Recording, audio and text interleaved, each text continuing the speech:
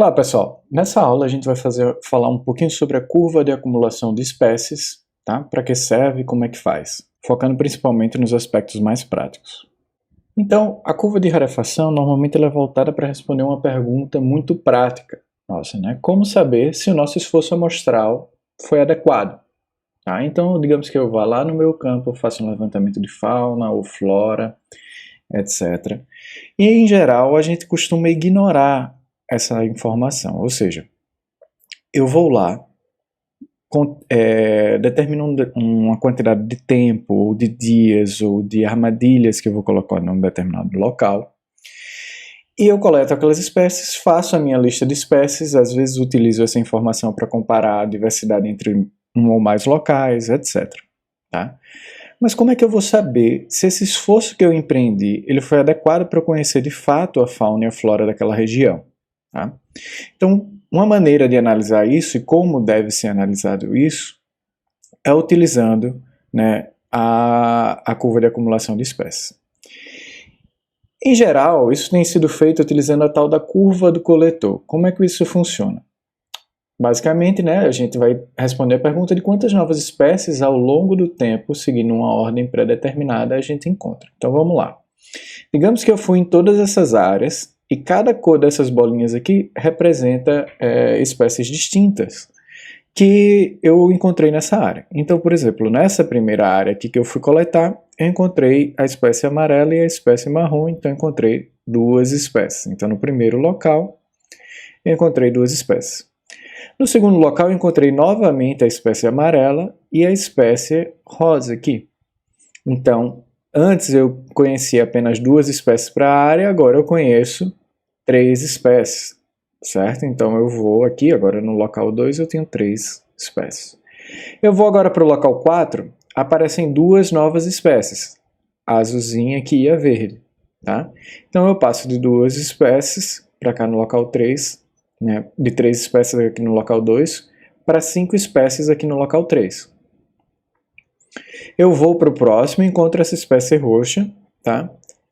Agora eu tenho 6 espécies ao todo, e depois eu vou em dois outros locais onde eu não encontro nenhuma outra espécie, tá bom? Então o que é que acontece? Eu vou acumulando as espécies ao longo das minhas coletas, tá? À medida que eu vou coletando as espécies, os indivíduos, eu vou vendo quantas espécies novas eu consigo. A ideia dessa curva é que quando ela atinge um platô, como esse aqui, por exemplo, né?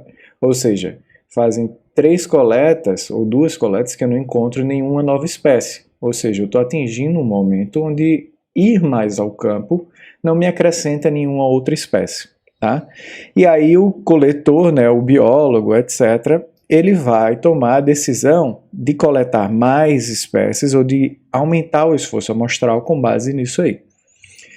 Essa curva do coletor também pode ser feita com base nos indivíduos. Então, digamos que eu peguei aqui o indivíduo 1, o 2, o 3, aí só no quarto indivíduo eu aumentei, né, para outra espécie, etc. E assim por diante.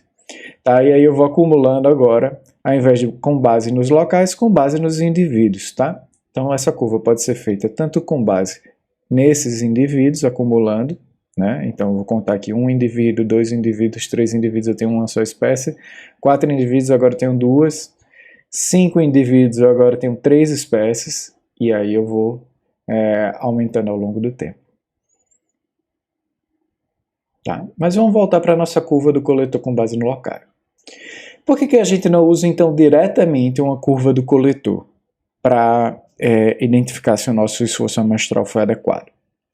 Tem um problema grave com ela que é o seguinte, ela depende muito da ordem que a gente insere, né, os locais aqui na minha análise. Então, por exemplo, digamos que ao invés de ter sido essa sequência de coleta que eu fosse nesses locais, eu tivesse feito outra sequência. Por exemplo, agora eu fiz essa sequência, onde nada mudou, os locais têm a mesma composição, eu só mudei a ordem dos locais onde eu fui. Então você vê agora que quando ele vai acumulando espécies, olha, aqui eu peguei 2 espécies, então no primeiro local eu tenho duas espécies. No segundo local eu adicionei mais uma espécie. No próximo local não adicionei nenhuma.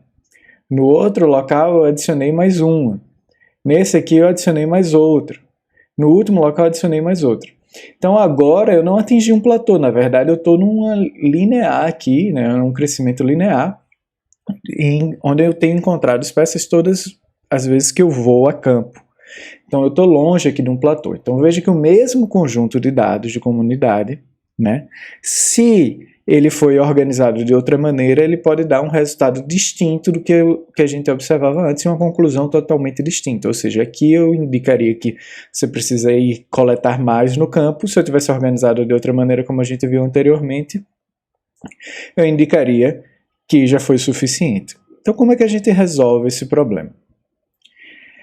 A gente não precisa definir uma ordem de coleta, uma posição fixa, né? Então eu posso usar a posição original, eu posso usar uma outra posição alterando algumas dessas posições, e eu posso ir alterando posições aleatoriamente, né, N vezes, tudo bem?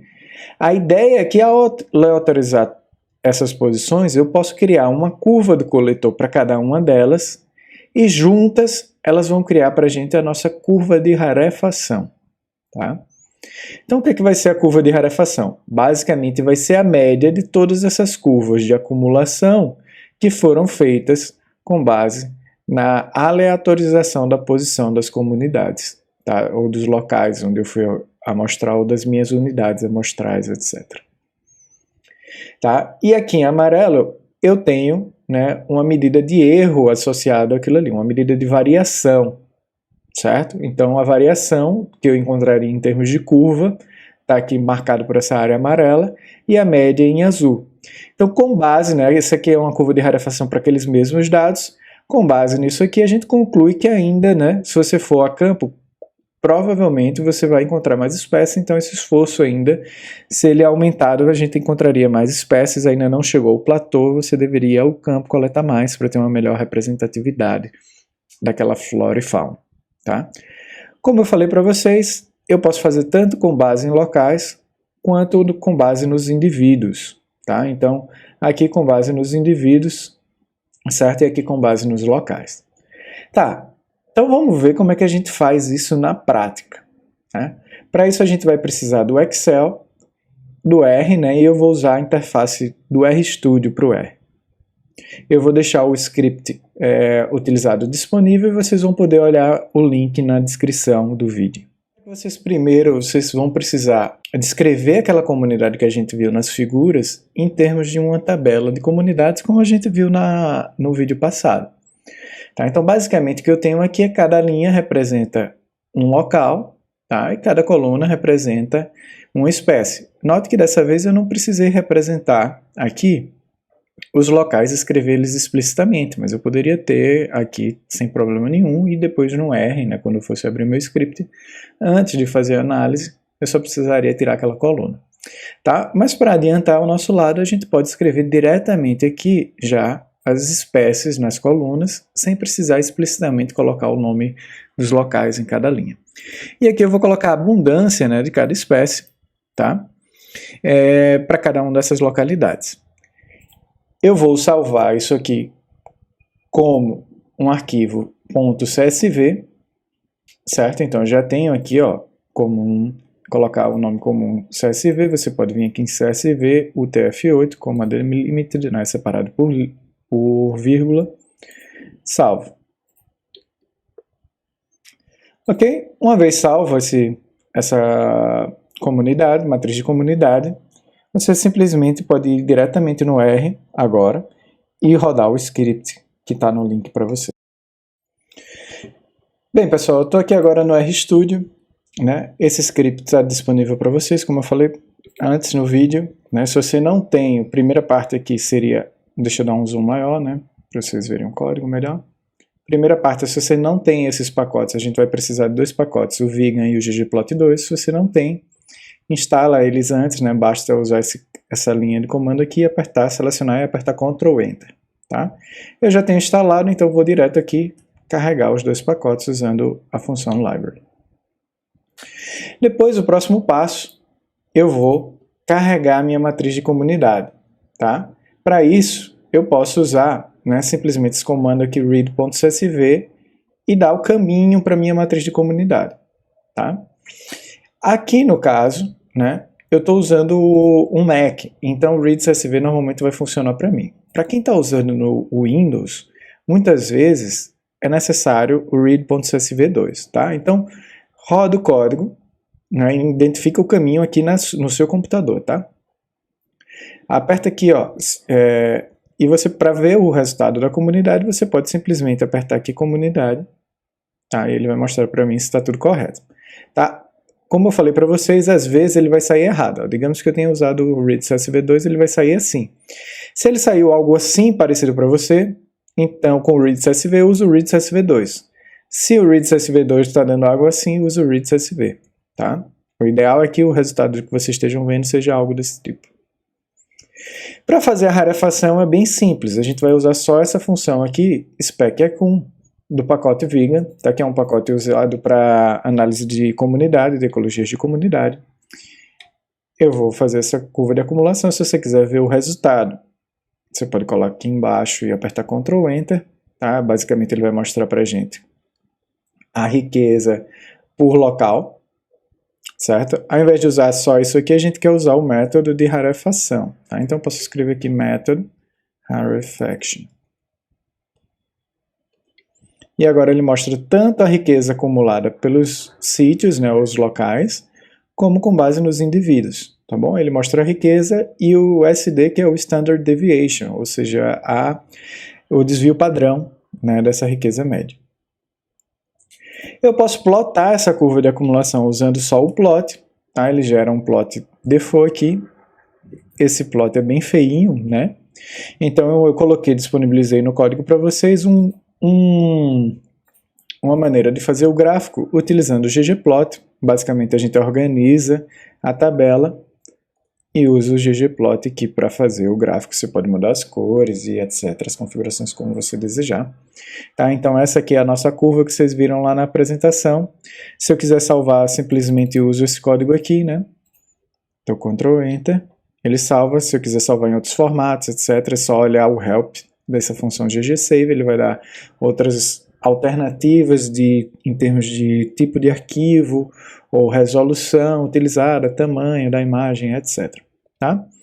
E aqui abaixo no código que vocês vão ver no link, vai ter, né, como fazer essa curva de rarefação com base nos indivíduos. Tá? Eu coloquei aqui até indivíduos em inglês, você pode mudar, botando aqui, ó, xlab indivíduos.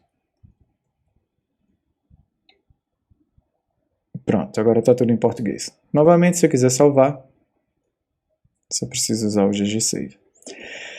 Certo, pessoal? Então, qualquer dúvida, podem colocar aí, deixar nos comentários. Essa é uma curva de rarefação. Alguns últimos detalhes, né? Em geral, a curva de rarefação ela é feita utilizando uma matriz de comunidade, utilizando o mesmo método de coleta, tá bom?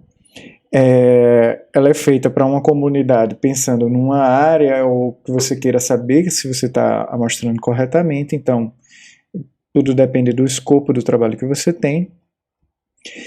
E ela tem uma outra função, que é para comparar a riqueza de espécies entre localidades que têm um esforço amostral desigual, tá? Mas a gente vai ver esses detalhes numa aula mais adiante, quando a gente for falar sobre, né, as propriedades de uma comunidade. Então, como é que a gente estima diversidade, riqueza, etc.